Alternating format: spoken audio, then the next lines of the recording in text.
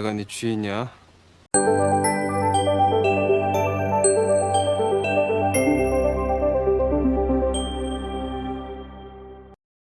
Menyadari bahwa malaikat maut yang dipanggilnya justru menyerang Ibu Song Ah, Bongsu langsung melarikan diri sambil menyesali perbuatannya. Yeomhwa pun berusaha mencari keberadaan Bongsu, yang kini telah menjadi dewa jahat setelah mengumpulkan 100 jiwa. Namun Song Ah mencegahnya. Ia tidak ingin pengorbanan ibu angkatnya menjadi sia-sia jika pada akhirnya Yeomhwa juga menjadi korban. Song Ah lalu memerintahkan Master Bunga untuk mengurung Yeomhwa, sementara ia sendiri akan mencari cara agar Bongsu bisa meninggalkan tubuh Gyeonu. Di saat yang sama, dalam ingatan Bongsu, Gyeonu ditemukan oleh Yeonbu dan ditembak. Ia pun terbangun di sebuah taman, di depan Song Ah yang sudah menantinya untuk berkencan. Gyeonu bertanya tentang keberadaan Bongsu karena ia sama sekali tak merasakan kehadirannya. Song Ah mengatakan kalau Bongsu telah pergi. Sementara itu, di kuil, Yeomhwa yang sedang terikat menjelaskan bahwa Bongsu bukan sekadar pemicu bencana, melainkan bencana itu sendiri. Ia memperingatkan Master Bunga bahwa Song Ah tidak akan mampu menghadapinya. Namun Master Bunga tahu Song Ah sudah memiliki rencananya sendiri. Song Ah kemudian mencium Gyeonu, menutup matanya sambil menaburkan garam, lalu berkata bahwa ia akan kembali sebelum upacara kelulusan. Setelah itu, Gyeonu pingsan.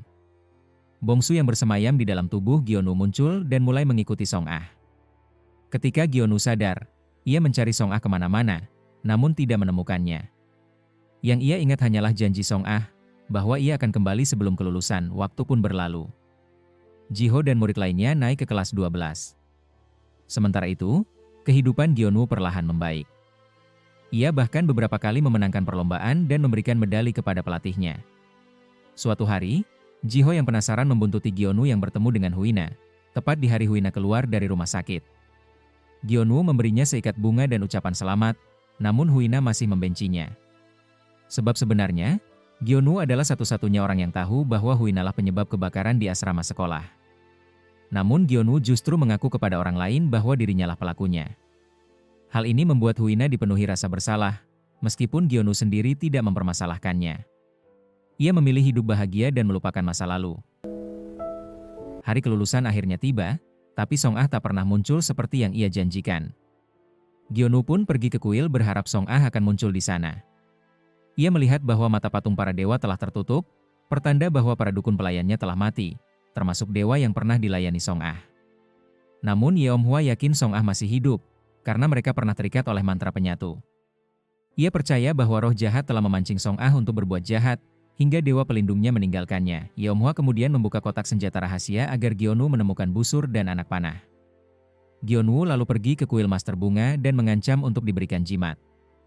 Setelah Gyeonu pergi, Master Bunga memberitahu Yeomhwa mengenai kedatangan Gyeonu, dan Yeomhwa meminta agar Gyeonu selalu diberi jimat jika kembali lagi. Ia yakin, dengan ikatan antara Gyeonu dan Song Ah, serta setelah tubuh Gyeonu sempat ditempeli Bongsu, Gyeonu kini bisa melihat, mendengar, dan berkomunikasi dengan roh. Tapi Yeomhwa tetap merahasiakan hal itu karena jika Song Ah ditemukan, satu-satunya cara untuk mengusir Bongsu adalah membunuh Song Ah. 네, 죽어야 해요. Dengan bantuan Master Bunga, Gyeonu mulai memburu roh satu persatu demi mencari Song Ah. Dari roh pemilik restoran, ia mendapatkan petunjuk, lalu menjadikan roh berwajah rata sebagai bawahannya untuk membantu pencarian. Setiap hari, ia terus memburu roh-roh gentayangan. Namun setelah 2 bulan, usahanya menemui jalan buntu. Ia bahkan sempat bermasalah dengan polisi karena memanah sendirian di hutan malam hari. Selama itu pula, ia tak ikut latihan memanah, membuat pelatihnya curiga. Suatu malam, roh berwajah rata memberi kabar tentang keberadaan Song Ah. Tapi Yeomhwa menyabotase roh itu dan mencuri informasi yang sama. Malam itu juga, Gyeonu pergi ke hutan, namun Yeomhwa lebih dulu tiba. Saat itu, Song Ah sedang melakukan ritual untuk menenangkan 100 jiwa. Bongsu mengambil alih tubuh Song Ah dan mengancam Yeomhwa agar tidak ikut campur. Ketika Yeomhwa hendak membunuh Song Ah dengan palunya, Gyeonu melesatkan panah untuk menghentikannya. Ia meminta Song Ah segera pergi dan ia akan menahan Yeomhwa. Yeomhwa kecewa karena Gyeonu menggagalkan satu-satunya cara untuk melenyapkan Bongsu. Begitu pula dengan Gyeonu yang kecewa karena Yeomhwa menjadikan Bongsu sebagai dewa jahat hingga menyebabkan semua kekacauan ini. Ia yakin masih ada cara lain, seperti yang sedang Song Ah usahakan. Menurutnya, Song Ah tidak akan memilih jalan kejahatan seperti yang Yeomhwa katakan. 2 tahun kemudian, saat Gyeonu diwawancarai tentang Olimpiade panahan yang akan diikutinya, ia ditanya apakah mimpinya adalah memenangkan Olimpiade. Dengan tenang ia menjawab bahwa mimpinya kini bukan tentang kemenangan, tapi tentang menemukan cinta pertamanya. Ia bahkan tidak ragu mengungkapkan cinta kepada Song Ah, membuat Jiho kesal saat menonton wawancaranya. Gyeonu segera pergi setelah mendapat kabar bahwa bibinya Song Ah meninggal. Pelayan ibunya Song Ah memberikan lip balm milik Song Ah sebagai kenang-kenangan. Ternyata selama ini, Gyeonu sering mengunjungi kuil hanya untuk menyimpan medali juaranya di laci milik Song Ah. Ia juga kembali bersedih saat melihat seragam Song Ah yang masih tergantung rapi di kamarnya. Ketika berpapasan dengan Yeomhwa, Yeomhwa bertanya apakah Gyeonu pernah bermimpi tentang Song Ah. Ia yakin Gyeonu menyembunyikan sesuatu. Yeomhwa pun meminta agar jika suatu saat Gyeonu bermimpi tentang Song Ah, ia memberitahunya. Karena jika Song Ah benar-benar sudah mati, maka ia pasti akan muncul dalam mimpi mereka. Gyeonu kembali ke rumah, teringat akan mimpi-mimpi aneh belakangan ini, di mana ia kembali ke masa sekolah di kelas 12, namun suasananya terasa berbeda. Padahal saat itu, ia, Jiho, dan Song Ah tak pernah satu kelas. Gyeonu terbangun oleh Jiho yang menyuruhnya makan.